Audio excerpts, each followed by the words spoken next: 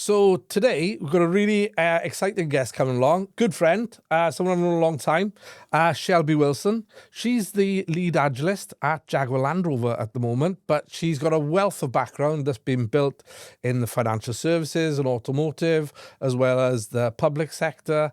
So we're going to talk a bit about Shelby's career, some of the learnings she's had along the way, as well as how she sees the evolution in the role, as well as the adoption of AI in companies, as well as how that's going to affect us in the agile space. Let's jump in. So, Shelby, thanks for coming along. My Really pleasure. appreciate it. Obviously, I've known you for quite a few years now, and just so people are kind of aware, you're leading up the you're the agility lead, I should say, for Jaguar Land Rover. Yeah. So I'm head of agile for Jaguar Land Rover. Magic. Cool. Give us a bit of an overview of your journey in agile. Oh, where do we start? So my actual background was, believe it or not, so forces and then into civil service, and completely not anything to do with agile at all. In fact, I thought I was going to be an architect when I left the education world. And I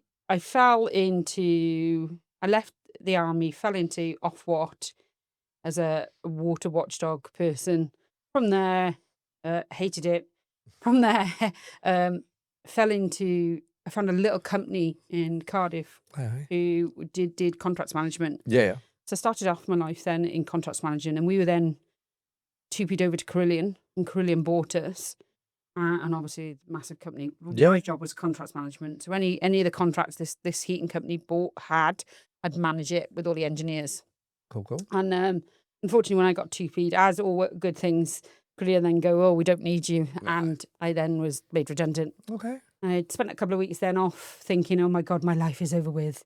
What do I do? So I did a couple of things.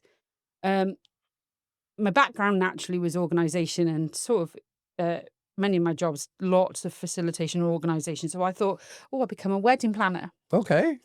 So I still do to this day a company called Perfection Weddings and Events. Yeah. And that is born of my love of organising. Yeah. Those types of things. So book launches, weddings, parties. And that's kind of then where my organisational facilitation skills come. But they didn't come into play for many years. Yeah. Until I then decided I'd get a job. So and at that point in my life, I was pretty much just get a job anyway. So I ended up getting a job for Barclays Bank in Cardiff. Oh, yeah. And pretty much went into the operations department, where they dealt with everything. So operationally wise, anything from customer loans to bereavement. And then they found out I had contracts management and litigation in my background. So they then put me into customer relations, which I hated because I'm not the type of person that when somebody rings that says, no worries, don't scream at me, keep the money. I'm all right with you keeping it. Just go keep your money. Don't shout at me. Everything, a good sob story. Yeah. And as a customer relations manager, that's not what you do. You know what they want. What they wanted was you to say, well, no, actually, you still need to pay your loan, even if you are in bad circumstances. And very much so, I swiftly moved out there. And then my boss came to me one day and he said, how do you fancy going to tech and change? And I went, what? Control-Alt-Delete? On a computer? You've got to be joking. He said, no, more of the change side. And I fell into PMO. Oh, okay, cool. And then they adopted agility, and they went, "Oh, do you want to go on the course? Do you want to go and see what it's about?" Right. I was a project coordinator as well. Yeah. Hoping I was going to go up the path, that further into that. Yeah. And they said, "Oh no, we're going to do this thing called agile. Do you fancy being parts of it?" So I said, "Yeah, let's go and have." And very fortunate, very early on in my career, met Basford, who's the creator. Oh yeah. Creator of Less. Less, yeah. And he stood there in the middle of Barclays going X, Y, and Z. And I stood there going, well, you're talking a load of rubbish, mate. We're a regulated company. And as such, you keep on saying, throw away all your records, start from the beginning, build your data. And I'm like, you just can't do that in a regulated company. This is never going to work. Yeah. And I thought then the pathway was a product owner. So off I popped, product owner course. I think Ripple Rock, Colin Bird loved it. thought, brilliant, I love this. And then a great coach, one or two great coaches actually, that's still in my life today, Yeah. and I can talk about them at some point, Yeah. said, no, Shelby, my love, what you are is a great scrum master, and what you will be is a great coach. So go do that. Stayed with the bank a bit longer, did some scrum mastery, still did some PMO stuff, and eventually left. And then I went off to another bank. And they did their I helped with their agile transformation, was their agile coach, helped with that thing, and thought, oh, I've really found my niche. Yeah. Went to another bank, did some more in that bank, and then went sideways. So that bank split from its other banking partner, Yeah. and they then decided they weren't doing agile, so that was fine. So I left and went and joined, I think it was either Bupa, but basically I went contracting. Yeah. As you do, it's around that market. Did a bit contracting in lots of different places. So, but let me think: Bupa, BP, one or two others. Back again into Admiral, then to do with Admiral Pioneer. Did a permanent stint back with Vago and Admiral Pioneer. Left them, went back contracting. Took a couple of weeks out, and somebody rang me and said, "Oh, how'd you fancy going to an automotive company?" And I've done a couple of automotive companies as well inside my contracting world. Yeah. And then I got that call that said, "Oh, how'd you fancy just doing Jaguar Land Rover?" I was like, "Oh, Range Rovers, Land Rover, yeah." So I was there. I got brought in with the company. Was there for 2 years as a contractor, and then I got a bit of a tap on the shoulder that said, "Hey, how'd you fancy coming up to head of the Agile Hub?" So I was like, "Yeah, I kind of like what I can do with you. I need to unpick some of the bad practices though, because unfortunately, I think we'll get onto that. Yeah. Consultancies go in with." I've got the PowerPoint you need in the back of the van, mate. There you go, and it's 267 pages of every framework without actually applying it to the organisation that you're in. That organisational context. And I pretty much then, as 2 years as being that contractor in that company, that consultancy company, I was like, I just need to unpick this and show you what good's like. Yeah. And I pretty much was kind of saying that towards the end. And then, as I said, I think that's what got me the tap on the shoulder. And I've been with Jaguar Land Rover since. I've been there now coming up to 3 years. And it's very complex because it isn't just software, it's hardware and software. And I've still got traditional waterfall projects, which Greenfield, and we're all good with that. Yeah. But it's massive and it's huge.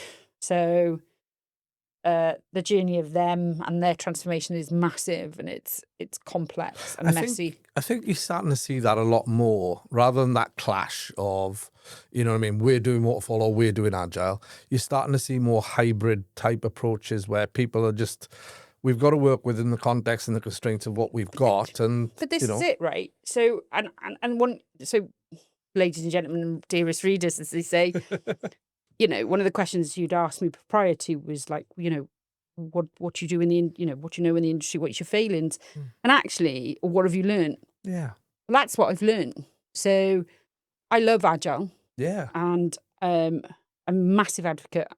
I believe in its values and principles and beliefs. It's close; they are mine. Yeah. So this is why I love it. But what I have learned is that just because you were born in one framework doesn't mean that's what you're going to apply to an organisation. No. Now, you might do that with a startup or a fintech and insurtech, brand new companies. But legacy organisations require you to have something more. And I think this is where the industry then also fails. I see that, definitely. And I think that, especially when you start to see people being dogmatic about it. No, you're not doing it by the book. But the Scrum Guide says. And it's silly, because a lot of those things that are in place, they're in place for a reason. Yeah. You know what I mean? And whether they're right or wrong now, it's almost irrelevant to a point until you can show that different benefits. You've got to work with those constraints until you can show another way around. I think it's multifaceted, though. It goes even one step further, babe, because, we're taught frameworks. And those frameworks are not rigid in any way, shape or form. They do some short failures, which you learn about. But I think you only learn about that the more you have life experience, go through many jobs, go into many organisations. I fundamentally believe just because you do a 2-day course and a 20-question exam does not make you a great Scrum Master or a product owner. Does it give you some base layers knowledge? Yes. But that doesn't make you think that you can walk straight into the organization and think, oh, well, that framework told me I need to speak to this. It goes in at the top and comes out at the bottom. And it means then, therefore, I have the power to go and speak to the CEO of a great big organization who will sit down and listen. And I'm going to sit there and say, hey, Mr. CEO, what you need to do is 3 roles, 5 ceremonies, 3 ceremony or whatever it is now. There you go. That's how long I haven't done Scrum for properly. 3 roles, 3 artifacts, 4 artifacts, 5 ceremonies, and off you pop. Right? And that's going to solve all your complex organizational needs. And before you know it, you're delivering 100 different bits of product to the customer. That is not how it works. And I think that's actually a flaw now in our industry, that we don't teach people. And then as they go on in their role, whether they go sideways to a product owner or whether they, I don't know, want to call themselves a bloody enterprise coach or go into coaching, that we have massive failures in our industry. We don't teach people organizational design, structure, systems thinking. That systems thinking bit is huge. Massively. And things like, okay, the CEO doesn't really care that Bob in the corner is doing Scrum or Safe or Less or Kanban or whatever, but what is Bob money bringing me in? Where's the money? Exactly. It's the impact. And I always, the value. With people I'll be coaching quite often, no one cares about, you know what I mean, that you've, to a point they'll care about, throughput increasing, cycle time reducing and so forth. But if you can't bring it back to pounds and pence or time saved or risk reduced, that's the language they speak. And if you can't translate your impact into the language they speak, you're in an echo chamber. You are. So when my my CFO walks past me and says, "Oh, Shelby, at one point there was 150 coaches in the organisation. What was my ROI?" Yeah. And I go, nothing, because it was just 150 people all living in there. And I've done it as a young coach. I did it. You live in, and even as a Scrum Master, you live within inside that framework until you get that failure. So actually for me, failure is I've had lots of them because I was meant to have lots of them, because they made me learn. Yeah. But they made me learn whether I've gone into a fintech, a permanent large organization, a small one. It's about applying my framework knowledge to that organization. Within their context. And you know, the other thing I really think we miss, Matt, is the word coach. I fundamentally believe that, and it's my belief, that we don't do the coach bit well. Yeah, I think a lot of people might see it as, well, I've been a Scrum Master for a while now. I want to get promoted or advance my career, whatever it is. Agile coach seems to be the next bit. And then understand that. But it's an interesting one with the agile coach role, because it's more than a coach. Yeah. Do you know what I mean? You're an SME, you're a consultant, you're a mentor, you're a trainer or teacher, whatever. All of those hats that we go to So you can't just be the coach. No. And some people then think, well, they learn about coaching. But so, but equally we don't do all of that. We don't learn that well either, is what I'm applying is like, so can you, the essence of puristic coaching is connecting to a human being to take them on their own journey, because often or not, the person you speak to knows their problem. They just don't know how to detangle it in their head or verbalize it or visualize it and get it out. So you have to take them on their journey. Absolutely. There's something then on the flip side of that, I see, some people are brilliant coaches, really good. 100%. Great coaching competency, great theory, great knowledge, but they stay in that coaching stance for so long. And then they're ending up asking people 1,001, inward-looking questions, and the person's pulling their hair out going, mate, I brought you in here because I need some help. I don't know. I know what the problem is, but I don't have an idea. Can you just help me? And that is then the problem of that title saying Agile Coach. Yeah. Because I simply don't believe that we found the balance to do the Agile Coach bit. Yeah. So as you said, we either go in and go real theoretical and go, oh my God, right, safe. So safe means, right, you've got to do big room planning. Everybody for the company's got to come. Yeah. Oh, you've got to do it in 12-week cycles. Business owner, blah, on. Oh, no, you're doing Kanban, right. You've got to set up all your boards. Oh, 1 second, you want a bit of coaching. Oh, so tell me then, what are you seeing? It's the balance of those two. Being able to switch in between, isn't it? Because actually we're not a puristic coach. No. But we know all the frameworks. So we are agile coach by that title. But we don't know how to do that balance.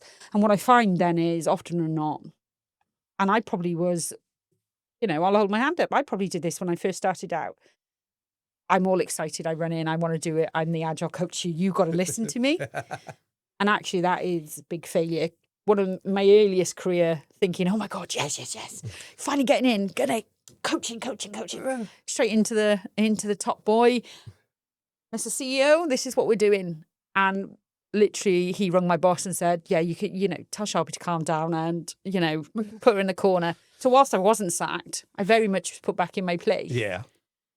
But as an industry, we teach that. We teach people, the next generation of coaches and scrum masters and product owners, that is where they live and what they should do. Yeah. And actually, when I coach and my team of coaches that I have, and I've had many over the years, I try to tell them, go and learn about strategy, go and learn about org design, find out what profit and loss means to a company. I'm not asking you to be a chartered accountant, but understand that, if you're in coaching a CFO, his needs and wants or hers are going to be totally different to when you're speaking to a gentleman that's deving, or, you have a person in front of you that's coding, or on and on and on. Yeah. Learn that. That's your tool belt. That's your kit. And then what you do, and a very lovely gentleman called Deepak, he once sat me down and said, Shelby, what you've done is just run right in, but actually what you need to do is to be the gentle lap in water around the big bolts, the big boulder that they currently have. And the first thing you do is listen. Is that she-her bit, right? Yeah. You go in, you just listen to what they're saying to you before you even start having conversations.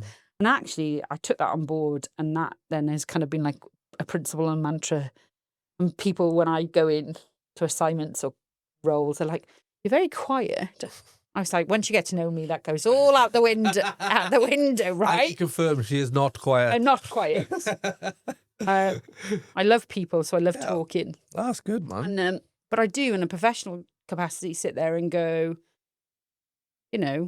I think we do need to be able to observe a lot. One of the things I find, if I'm early on, whether it's straight into an assignment or I've been working there for a year or two, but I'm picking up in a different area, that I have to observe a lot. It's continual, but at that point I'll observe a huge amount. But for me to build credibility and trust, I tend to find I have to work with them early on to get a couple of quick wins, so they don't just think, "Oh, this dick's going to turn up and start preaching flipping Scrum guides to me." And but I think that's the difference with a once you get your legs and your experience. I always say that, and this is why I don't say things I've learned, because everything I've learned I fail at.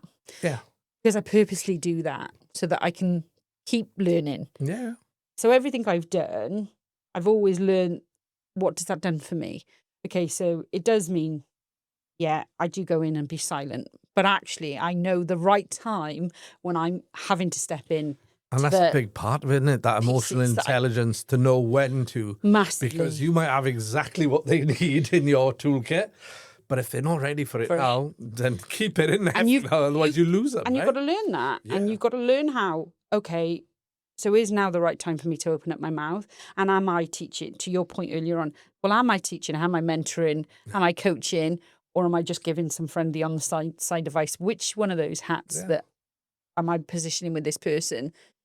And you get to know that as you learn about, I think you should learn about human beings and the system of humans and how who a human is and how they act, the psychology of a human. Yeah. Because when you speak to a human, they are not as black and white as you are. No, there's a lot of the grey there, and that's where all the nuance is. Yeah. Do you know, it's funny you were saying about learnings and so forth. One of the ones I had early on, I remember I had my first role as a Scrum Master, I was all excited, charged up. I was living the dream. And after a few weeks, one of the team came to me and said, look, you know what I mean, we had 2 product owners because the team was kind of split internationally. So we had 2 product owners in 2 different areas, but they were both covering there. And they were saying, oh, the mortgages PO, we're not getting enough of his time and so forth.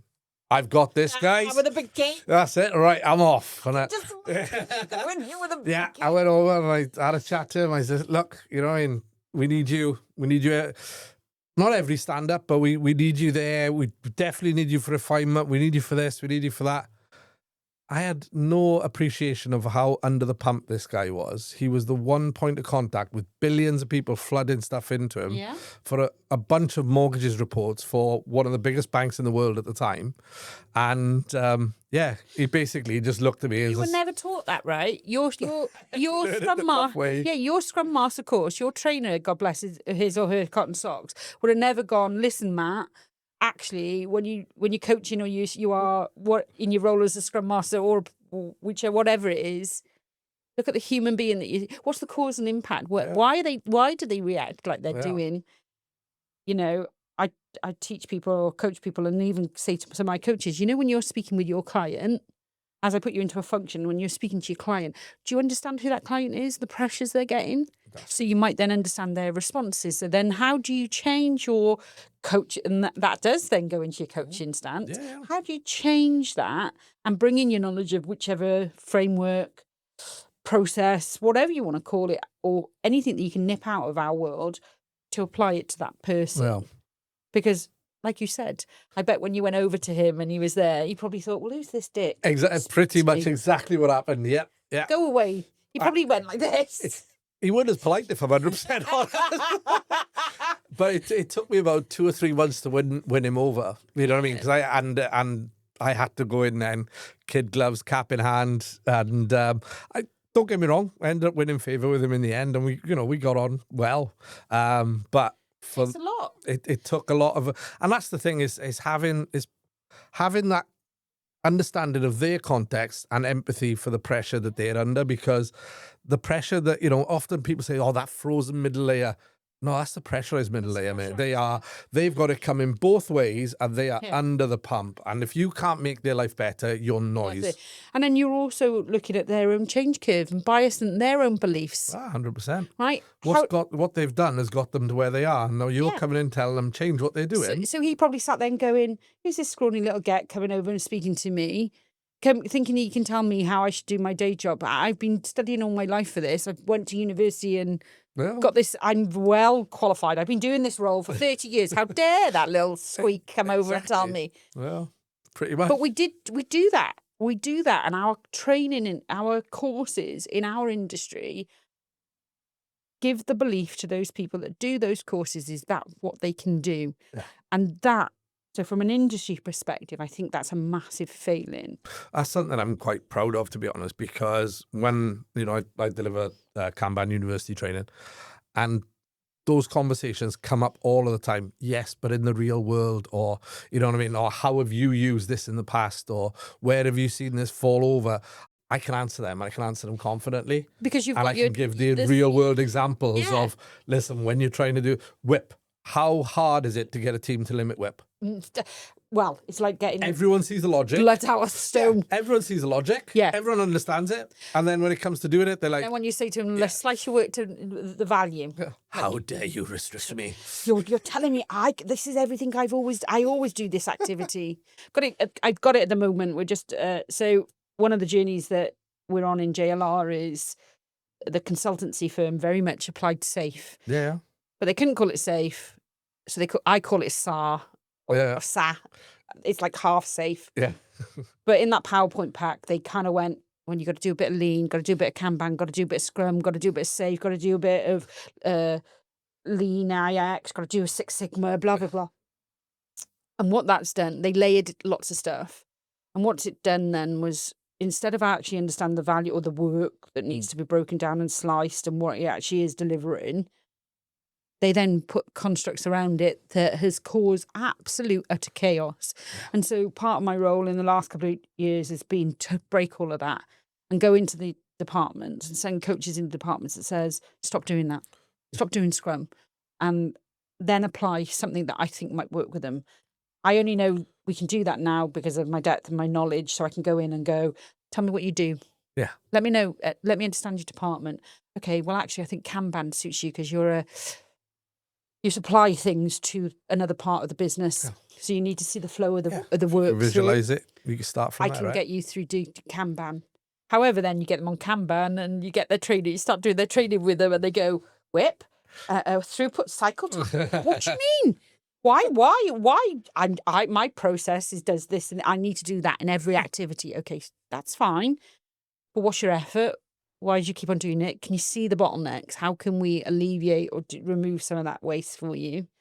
And they're just human. And so I then go, that's okay. You don't understand it today, but let's now And that's the thing work with you. I absolutely love with the Kanban method is, you start from where you are and there's no right or wrong implementation. It's just levels of depth. Yeah. And shallower implementations will yield normally less quality results, but it doesn't mean you have to go full tilt No. with everything.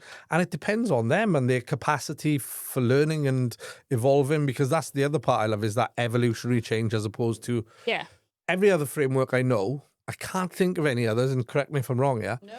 Every other framework I know, you have to change the environment for the framework to fit. So Scrum, Safe, all of those, you have to put things in. Kanban, start from where you are, visualize what you've got, evolve the change. Yeah. See the bottlenecks. You just hit on something that I'm currently going through, and I'm saying to people, you don't do anything in the agile realm because what you've done is fit your activities to a tool. So we use Jira. Listen, I'm a Atlassian trainer. I'm straight up with everybody. I love Atlassian. I'm a Atlassian trainer. Really don't like a lot. You get a lot of Jira hate. I actually quite like it. You know what I mean? I think all the tools in our industry are there for a reason. I've used everything from Rally, Lean Kit to PlanView, Rike. They all have their place. What happens is when there's a bad implementation of agility into an organization, which is currently where I am, they've kind of, excuse the language, and I hate swearing, they kind of bastardized the tool to suit the activity. Yes. Not go in to our point of Kanban, and this is why I think they're now currently in a bit of flux going, oh my God, I can't do that because I can't get into Jira. I'm like, okay, well, ignore Jira. Yeah. Jira is just a thing to enable you to do something, track your work, i.e. to see where it is.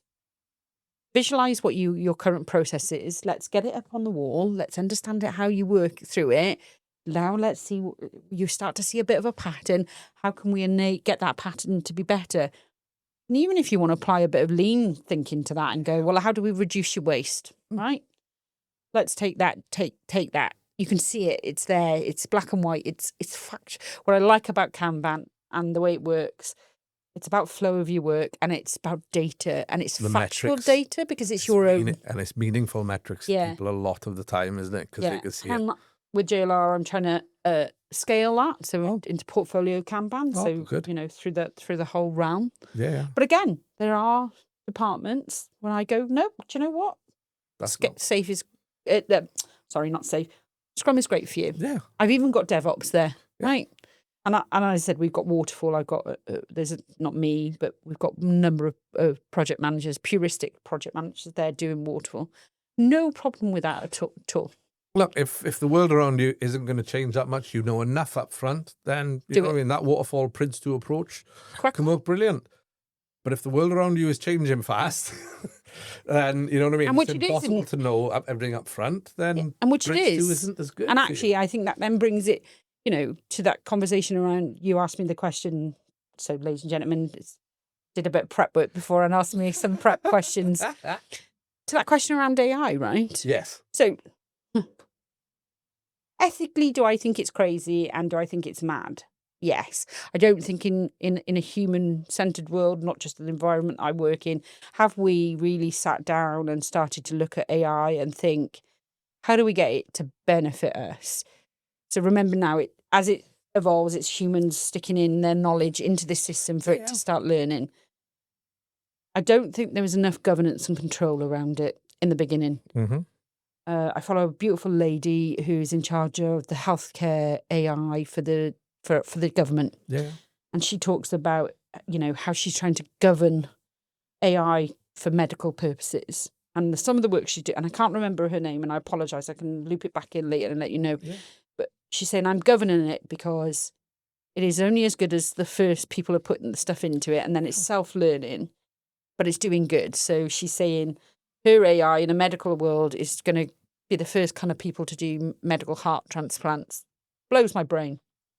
Then I flip it around to everyday use and social media, things like ChatGPT and Copilot, and I just think it's a load of drivel.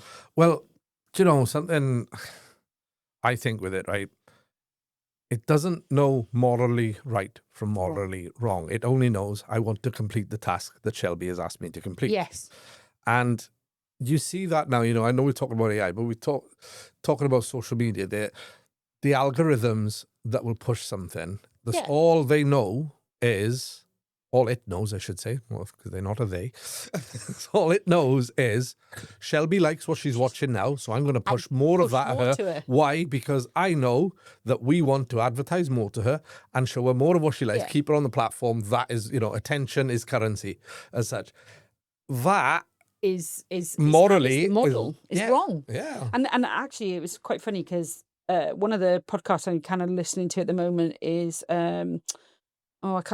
Luke Humphrey's High Performance. Oh, High Performance blog. Yeah. And I just happened to switch it on overnight yesterday, driving home from site, and they had one with Pete Stevens, Chip Paradox gentleman. Oh yeah, I love him. So he was asked a question about like AI and stuff, and he was saying, well, we trained ourselves to go down that route. So as children, an adult will throw a mobile phone in front of a child to placate them, to calm them down. But instead of actually, he said, I'm not saying don't give them a mobile phone, but turn what you're putting on the mobile phone. It's not Instagram, it's not social media, it's a learning podcast, or it's a training session, because you're actively then telling that child when it goes onto a device, the first thing it goes to is a cartoon or onto Instagram or onto socials. Well, actually, if you train that youngster's brain, and we are more susceptible between the ages of 4 and 8, it's scientifically he said that. Yeah. He said you turn them in then to go in, well, actually, they're picking up the mobile phone to go on to something that's a podcast or something or is learning something, or a language. It's you're embedding the behaviour. We do that. We set that up. And if we did it the right way, i.e. give them a mobile phone to go on to learn, you've got half an hour to learn something on that mobile phone, not do social media, the resilience becomes easier later on. Yeah. They don't get into the downsides of going into, I'm up all night, can't sleep all night. I can't go to school because I didn't sleep last night. I was on Instagram and I went into a bucket hole. Doom scrolling. Now, that's the everyday life of AI. And as you said, that still applies then to how it's coming into our corporate world. And for me, I think things like digital twinning and, especially from a hardware manufacturing side, we do put our vehicles through digital twinning, and we do model it so that it can tell us what they potentially think is failures in quality, how it will test on the tracks. Yeah. Give us the idea of the bit of modification of the car look before it's actually built. Yeah. So, well, it can model the wind tunnel, right? Yes. So it can then say, oh, well, actually, that current design on your vehicle at the moment means that if it went through a bad storm, it's more than likely going to have an accident, or something's not going to be responsive in the car. And I think that's great. Yeah. I think that enables you to do great business. How do you see it? How do you see AI impacting the role of Scrum Masters, Agilists, and so on? Or do you? I don't know. I think at the moment I'm definitely seeing AI in responses from people.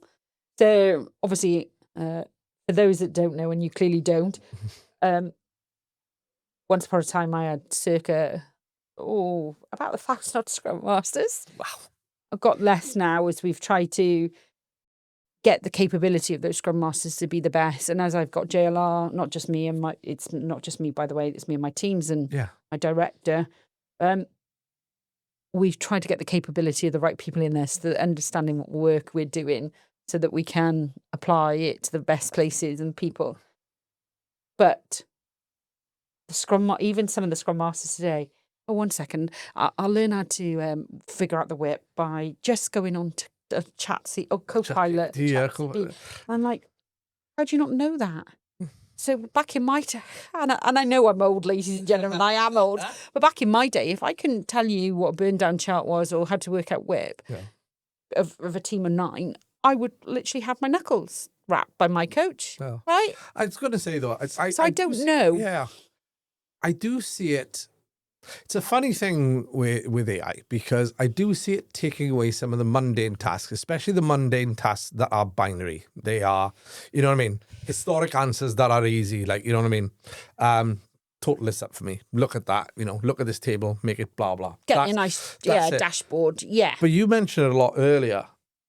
Our coaches, our role as coaches, Scrum Masters, change agents, whatever you want, it's human-centric. Yeah. And it's understanding humans. And maybe it'll get there one day, maybe it won't. Maybe it won't. But do I see the agile coach role going away because it can be automated? Absolutely not. Because that empathy bit, it's not there. It's not there yet at the moment. If anything, you're seeing sycophantic responses. Yeah, and because like when you do put something in, and I don't use it because it freaks the life out of me, and maybe that's because I'm of an age, but like, when I've seen other people use it in front of me and I've gone in there and the answer is so black and white. Yes. It doesn't understand the variables of where you are or who you're talking to. Back again, human-centric, system thinking. It doesn't understand all of that. And so it doesn't understand that, 1 second, Shelby's had a really bad day today. So her coach in front of her is going to get the really shitty Shelby that's in a really bad mood and just wants to go home. I don't think it knows how to deal with that kind of variable. So it just, I think AI has its place, but will it take over? No. No. Maybe one day, but not just for the moment. No. Listen, Shelby, thanks for coming on. My absolute pleasure. Really appreciate it. Really enjoyed spending some time with you. Always. One of the things I did before we go, we didn't cover it, but you are a big, energetic part of the South Wales Agile Group. What is happening with that? Give us a couple of minutes on what is happening with that. I work with 3 other people that we work with the South Agile Group. Like all good things in life, extremely busy. So we've found it very hard to coordinate and get together and to get dates and put things in place. We also struggle with places to hold it. So if anybody knows a great place to hold it, in Cardiff for the South Wales region, I would love get that. in touch with Shelby Wilson. I would love that. So that I struggle with getting a location to hold it. Yeah. But then it's time, and it is unfortunately sometimes just down to me. But I do love it because I'm the type of person that loves giving back to my community, because I've always was taught that. Community bit is really important, because, you know what I mean, that's how I learned as an agilist. Like I said, I went in as a Scrum Master, very green, making mistakes. I was very lucky with people like Scott Severite, Martin Burns. Yep. Those guys I could just go to and just have a chat and say, this is what I'm seeing, or this is what I've done, and they normally go, and I think never would, in all fairness, but then I could get some advice from seasoned professionals. Yes. And it's nice now to be in that position to help give back, right? And roll that back around. As I said, our courses don't tell us where you can get that lived experience from until you get it yourself, and obviously that's through years being in your vocation. But the South Wales community, but not just mine, any community that is out there that you're privileged to be part of in the Agile realm, are places that you can go and seek advice and support from, and also balance your logic. So if you've done something and you weren't too sure about it, there are seasons, as you said, great people like Scott Severite. We're lucky to know Jem Jelly and Tobias Mayer, and Dave Snowden and Dan Vacan, and I could list about 300 million people off that a few more than me. that I love, right? And but they are people that I know have got more tail in the industry than I have, because they've been in it much longer. That if I had a problem or I wanted somebody to balance my logic, that I thought I wanted to do something, I know I can go into that and go, hey, this is my issue. This is what I'm thinking. This is what I might do. Any advice? And I know I get it. Likewise, I get that from you. We speak, so I know I get that also from you. So community is massive for me. I love giving it back to you. So what we do is we run the South Wales Agile Group every last Thursday of the month. Yeah. we were meant to get you this yesterday. Unfortunately, I couldn't get a location, so a space. But hopefully you're on next month. So it's a bit Yeah, of a, March. bit- More than happy. bit of a plug for my good friend to make sure he's on and comes and gives it, and you can come. We're very friendly, we're very open, and it's just a space that I hope, certainly as I kind of cultivate it a bit more, I hope that I make you feel welcome and safe. And for me as well, when I first started out, I was very scared to say some stuff. But I hope that what I'm trying to do with the community and the way I organize it and speak at it is that you don't think that your question is stupid. Yeah. So if you Create are that space that a people baby, can step in, right? you can come in and ask, and don't be scared to do that. Absolutely. And that's my ethos about all of that. So I'm hoping to Awesome. build it up this year. And then, because it's still a passion project of mine, I'd like to run a conference more locally, because I don't believe anybody in Wales should have to go to London or No. Scotland or wherever together. Yeah, well, myself, Jack and Matt Spriggs. I know. We did the Not Another Agile conference in Liverpool. I couldn't get that because my poor leg. I remember, yes. It was fun. A I know, lot of hard it work. is. A lot of hard work to get that one over the line. Do you think? I But believe. yeah. But yeah. If there's any learnings we can share, or if you want help in doing it, let's talk. I'd love to do it. Thank you so much for My coming along. absolute pleasure. And thanks for inviting me. Yeah. See you soon. Bye.